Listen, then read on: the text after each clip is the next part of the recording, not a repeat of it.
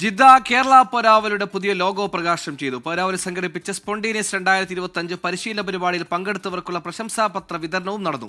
വിവിധ കലാപരിപാടികളും അരങ്ങേറി. ജിദ്ദയിലെ മലയാളി സമൂഹത്തിന്റെ പൊതുവേദിയായ ജിദ്ദ കേരള പൗരാവലിയുടെ പുതിയ ലോഗോ പ്രൗഢമായ ചടങ്ങിൽ വെച്ചാണ് പ്രകാശനം ചെയ്തത്.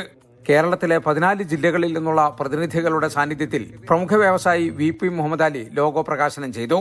പ്രമുഖ ഗ്രാഫിക് ഡിസൈനർ OB നാസർ രൂപകൽപ്പന ചെയ്ത ലോഗോ മരുഭൂമിയും മരുപ്പച്ചയും തമ്മിലുള്ള ഉറ്റ സൗഹൃദത്തെ സൂചിപ്പിക്കുന്നു. വ്യക്തികളെയും കൂട്ടായ്മകളെയും കോർത്തിണക്കുകയും ശാക്തീകരിക്കുകയും ചെയ്യുന്നു എന്ന സന്ദേശവും ലോഗോ നൽകുന്നു. പെഹൽഗാം ഭീകരാക്രമണത്തിൽ കൊല്ലപ്പെട്ടവർക്ക് സദസ്സ് ആദരാഞ്ജലികൾ അർപ്പിച്ചു. ചടങ്ങിൽ ജിദ്ദ കേരള പൗരാവലി സംഘടിപ്പിച്ച സ്പോണ്ടേനിയസ് 2025 പരിശീലന പരിപാടിയിൽ പങ്കെടുത്തവർക്കുള്ള പ്രശംസാപത്ര വിതരണവും നടന്നു.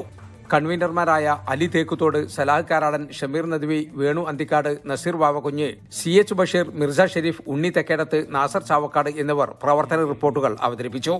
വിദ്യാഭ്യാസവും സമൂഹവും എന്ന വിഷയത്തിൽ ഡോക്ടറേറ്റ് ലഭിച്ച ജിദ്ദ നവോദയ രക്ഷാധികാരിയും അധ്യാപകനുമായ ഷിബു തിരുവനന്തപുരത്തെ ചടങ്ങിൽ ആദരിച്ചു. വിവിധ കലാപരിപാടികളും ഉണ്ടായിരുന്നു. ഖാദർ ആലുവ, നവാസ് തങ്ങൾ, ഹിഫ്സുർ റഹ്മാൻ, റാഫി ആലുവ എന്നിവർ വിവിധ പരിപാടികൾക്ക് നേതൃത്വം നൽകി.